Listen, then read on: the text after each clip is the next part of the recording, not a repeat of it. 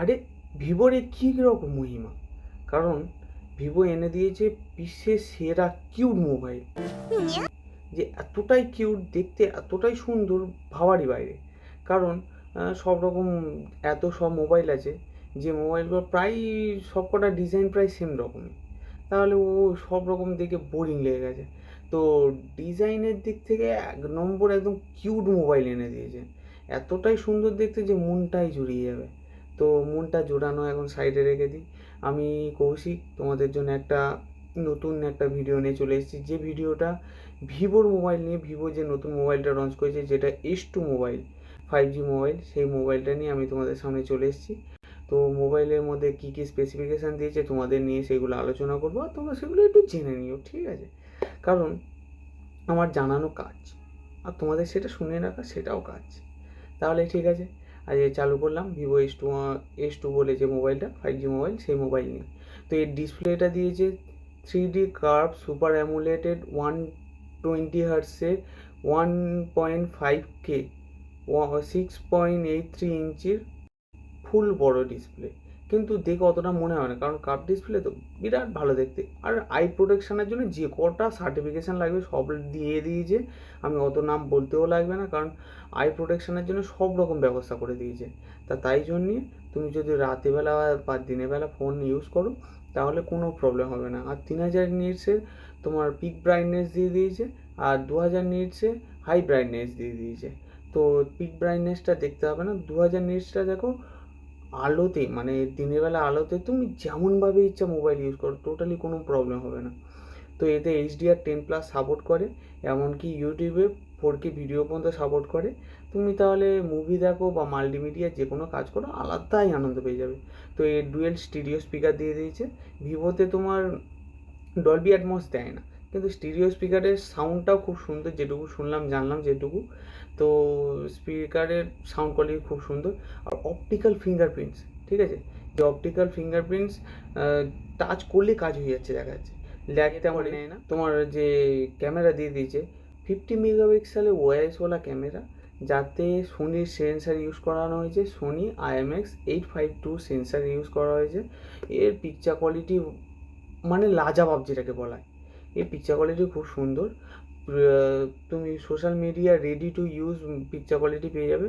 আর তোমার HDR quality আর তোমার bouquet effect সব দিক থেকে ভিভোর ক্যামেরা তো বিরাট ভালো। তুমি 4K 30fps পর্যন্ত সাপোর্ট করে।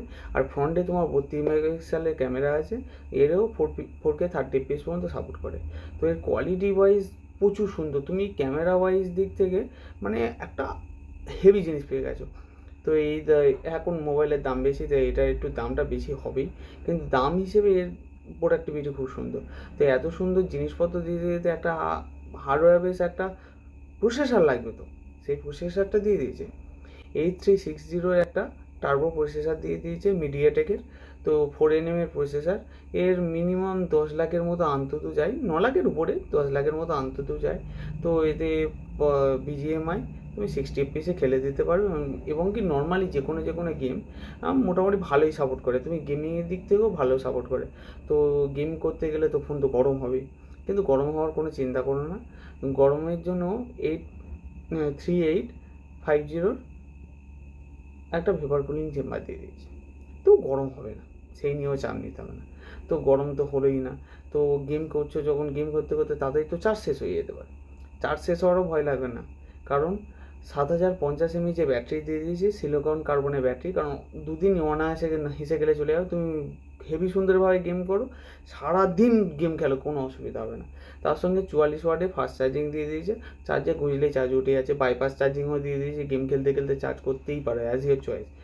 তো মোবাইলে ব্যাটারির দিক থেকে আবার বলে দিয়েছে 6 বছর চোখ বন্ধ করে চলে যাবে, কারণ এই 6 বছর ব্যাটারি হেলথ, তুমি যেমনভাবেই চার্জ দাও যাই করো, কোনো ব্যাটারি হেলথ প্রবলেম হবে না।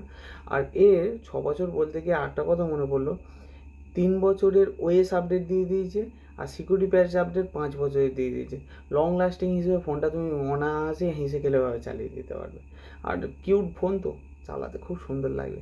আর ওপেন বক্স করলে তুমি যখন ফোনটা খুলবে তখন দেখতে পাবে অরিজিন ওএস 6 দিয়ে দিয়েছে, আর তার সঙ্গে অ্যান্ড্রয়েড 16 দিয়ে দিয়েছে। তো এর মধ্যে অ্যান্ড্রয়েড 16 দিয়ে দিয়েছে, অরিজিন ওএস 6 দিয়ে দিয়েছে বলে ভেবো না যে এআই এর কোনো কমতি আছে।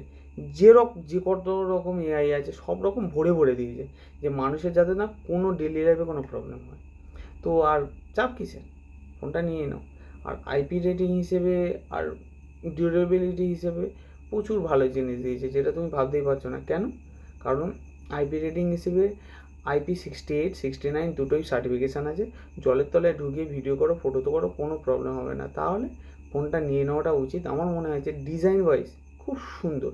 হ্যাঁ, তোমরা যদি প্রবলেম মনে করো যে কোন কালার নেবো, তা কালারের প্রবলেম করতে হবে না, কারণ 3টে কালার দিয়ে দিয়েছে। আমি অত উল্টোপাল্টা নাম বলি না, কারণ আমি ভালো নাম বলে দিই। ব্রোঞ্জ কালার দিয়ে দিয়েছে, ব্লু কালার দিয়ে দিয়েছে, আর হোয়াইট কালার দিয়ে দিয়েছে। এবার তোমার মনের মধ্যে যেটা পছন্দ হয় সেটা নিয়ে নাও। কিন্তু আমার হিসেবে বলতে গেলে আমার একটাই কালার খুব পছন্দ, সেটা হলো হোয়াইট কালারটা। খুব সুন্দর দেখতে লাগছে। আর দুটো কালার অ্যাভারেজলি ঠিক আছে, কিন্তু হোয়াইট কালারটা আমার খুব সুন্দর পছন্দ। তো আজকের মধ্যে এই শেষ, আমি আর কিছু বলবো না। তুমি মোবাইলটা একটু ভেবো যে খারাপ কি ভালো সেটা ভাবতে হবে না, কারণ এর প্রসেসার দিক থেকে বাদবাকি সব দিক থেকে খুব সুন্দর। তুমি মোবাইলটা হেসে খেলেভাবে ভালোভাবে চালিয়ে দিতে পারবে। তো মোবাইলটা নিয়ে নেওয়াটা আমার মনে হয় যে ভালো। তাহলে আজকের মতো শেষ। এবার পরে একদিন অন্য কিছু নিউজ নিয়ে তোমাদের সামনে এসে বলবো। তাহলে টাটা।